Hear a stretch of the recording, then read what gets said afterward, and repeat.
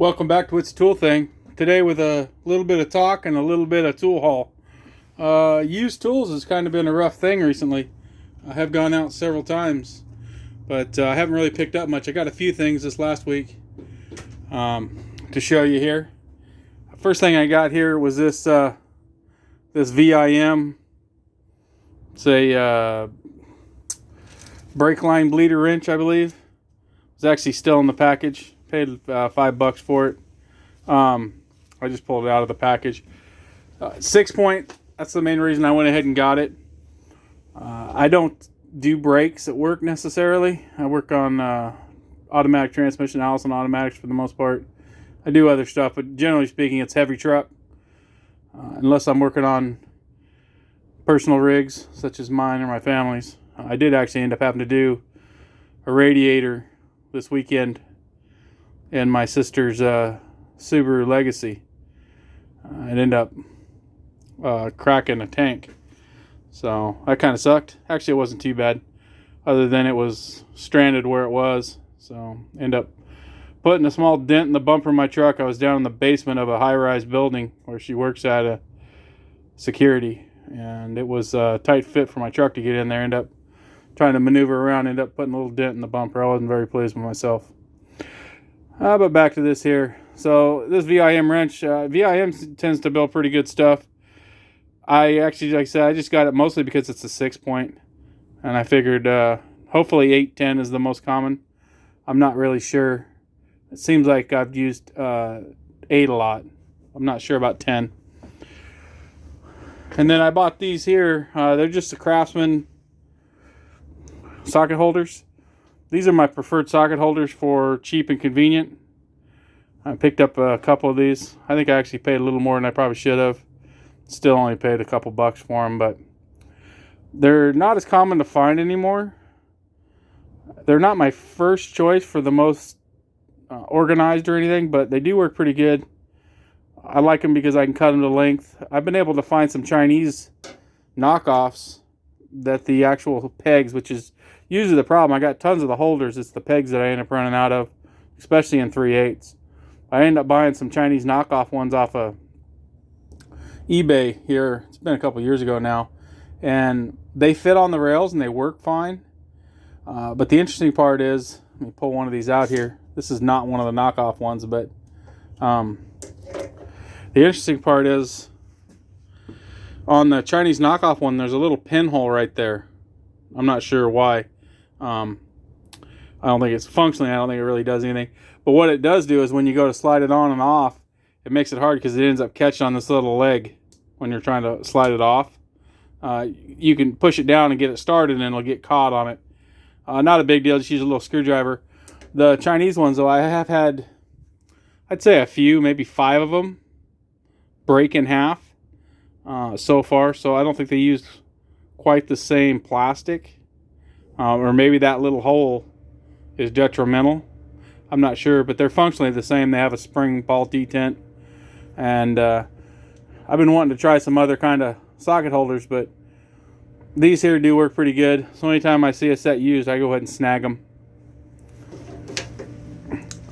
The next thing I got here was this little cord reel thing. It's actually pretty good size. Part I found interesting about it was that it has 2 chambers, and I don't know if you can see that inside of there. Yeah, there you go. So you can wind a cord up. I don't know if you can wind it up on both sides. I'm not exactly sure why there's 2 chambers on it separate. But my thought is I have these unfortunate problem childs that I made up years ago, 100-foot leads, when I'm working on something longer and I got to get power or ground all the way to the other side of the truck. Batteries in the back, working in the front, vice versa, kind of thing. And they work fine, but man, they knot up constantly. And it's a 5 or 10 minute process to get these things looking this organized, which is not particularly organized. As you can see, they get all wavy and stuff. I mean, it's just regular mechanic style chassis wiring. It's not real super flexible. But I was thinking, I've got some more of this wire. I was thinking about trying to modify this unit here. And I mean, obviously it's size-wise, we're talking ridiculously bulky. But for in the shop truck, I'd be willing to find a place to hang it, especially with this little hanger right here, and be able to feed it in and out easier with a lot more room in there. It should help it from getting so knotted up, I'm hoping. So something I'm trying to figure out exactly. I mean, obviously I can drill a hole here, but I'm trying to figure out how I'm going to keep enough lead on the outside, either the clip end or I just use a spade connector. You can see that there. It's a work in progress. I've actually had this for a few days. I've been just kind of thinking about it, and I saw it sitting there. I hadn't talked to you guys about it. And the last item I got here today as far as tools go is this rather grungy tool bag that I got. I ended up picking this thing up. It's actually in pretty good shape. Been picking this thing up for $5-10. But it has come in handy. In fact, I used it, that's why it was handy here. I used it when I had to go work on the family's car there. But I like this handle here. It swings out of the way pretty good, so you got pretty good access into the main compartment. And it also has a tension control on it, so you can back these off a little bit, and you can make this handle really loose.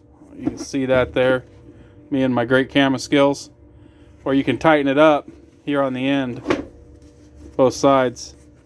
And I suppose you could probably remove it, though I haven't actually tried that. But you can tighten that thing up so it'll actually stay vertical or still swing out of the way. It's got a lot of pockets. Generally speaking, I don't need this many pockets on anything, but I do like the holder, and for the price I can't complain. So I've been watching some YouTube videos, and I gotta say that I was going to give a shout out to Midwest Tool Review. You've been making me feel bad. You're getting all these great snap-on deals here recently. But I was actually trying to get a hold of them, talk to them about maybe getting a few ratchets from them. I've had a conversation or two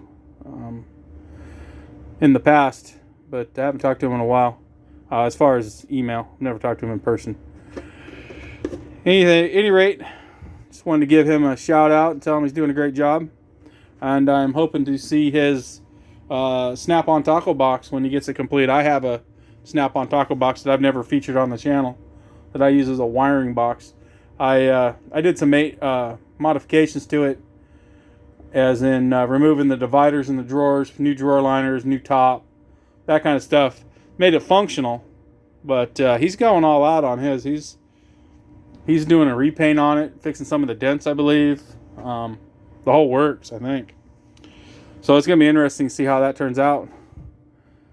Thank you for watching. Please like and subscribe. Comment down below, and have a great day.